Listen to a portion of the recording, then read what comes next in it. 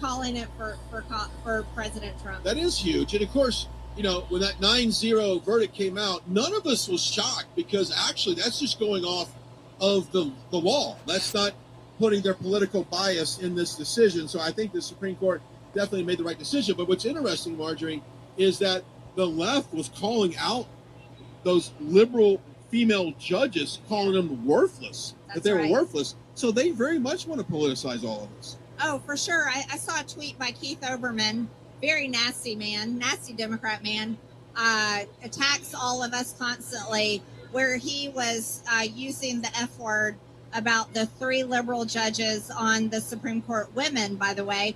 And he said that liberal women are useless. So we're seeing the left eat their own. We're seeing Democrats come after their own simply for not supporting the agenda.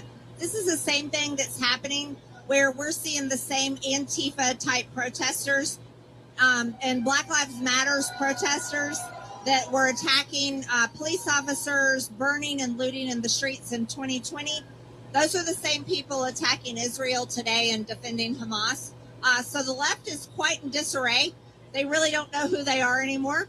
And they're eating their own. And we're watching President Trump sweep state after state. And I think it's fantastic. This is exactly what I knew would happen. And I've been saying it all along. And it's great to see it happen in real time. And I think it's really interesting how you've seen these pro-Palestinian, pro-Hamas supporters march in our nation capital, march around across the country. We saw them in South Carolina. I saw them in North Carolina the very next weekend. And they've said, Genocide Joe must go. And they're chanting that if he doesn't do a ceasefire, that they're not going to show up on election day for President Biden. And I just got to say, good. That's just, he's going to lose a huge amount of voters. So there's no love lost there from our standpoint. Yeah, I'm totally fine. If anyone who supports Hamas terrorists wants to sit it out and not vote for Joe Biden, yeah, that's fine. Sit it out and don't vote. I think that's a good call. The other thing is those same pro-Hamas protesters that attack the White House, why isn't the Department of Justice rounding them up?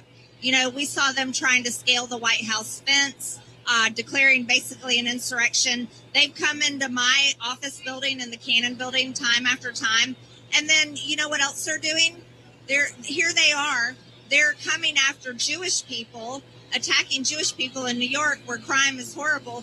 And all they're trying to do is defend themselves. So It's unbelievable. Let's step aside. I was saying earlier, doesn't this room, and when you look at all these people, it's like a party out here. Yeah. This is what election night looks like on election night. Go Trump! Trump! They're fired up. But, it's so much fun. Like rallies are one thing, but election night is a completely other animal. And it does feel like there's a lot of energy in the air because they know that this is a race that we're going to win. But really, our eyes are set on November. And we all know that Joe Biden, and we've had this discussion many times, I don't quite think he's going to make it to the starting line, to be honest with you. That's just me. Well, we'll see how he is at the State of the Union this week. He'll be coming into the People's House in Congress and delivering the State of the Union on Thursday. We're all interested to see what he's going to say. I'm interested to see if he's even going to say her name, say Laken Riley's name, the beautiful 22-year-old nursing student from University of Georgia, wonderful Christian from Georgia that so horrifically lost her life, was murdered by an illegal alien. Joe Biden, the president of the United States, has yet to say her name and recognize the fact that his open border policies caused her death. And the Biden administration has blood on their hands. And so I'm interested to see if the president of the United States is willing to even recognize her and talk about his failure at the border.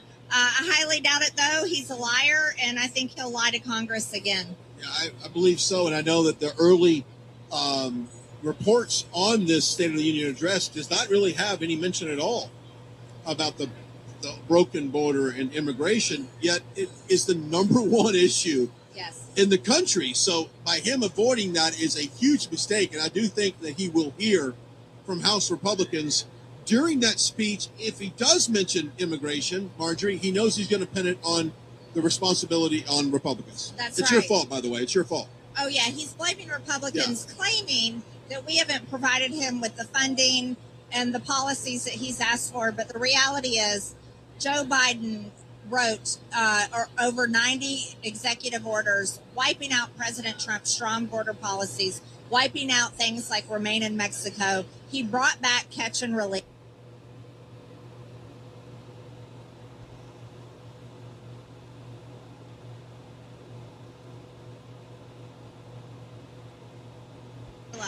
Venezuela's crime numbers have gone down drastically as their criminals have invaded our country and have come into our country. MS-13 has a huge gang presence, and America's streets are dangerous. They're so dangerous because of Joe Biden allowing these criminals into our country. Thank you, Jessica, for your $10 donation. Thank you, Jessica. Appreciate you. In Rome, Georgia, President Trump scheduled to speak at 5 p.m. We'll have a wall-to-wall coverage here on right side. We've got cameras inside, cameras outside. It's a small downtown area, so the spillover, if you remember Pickens, South Carolina, it would probably look very similar to that, people all over the streets.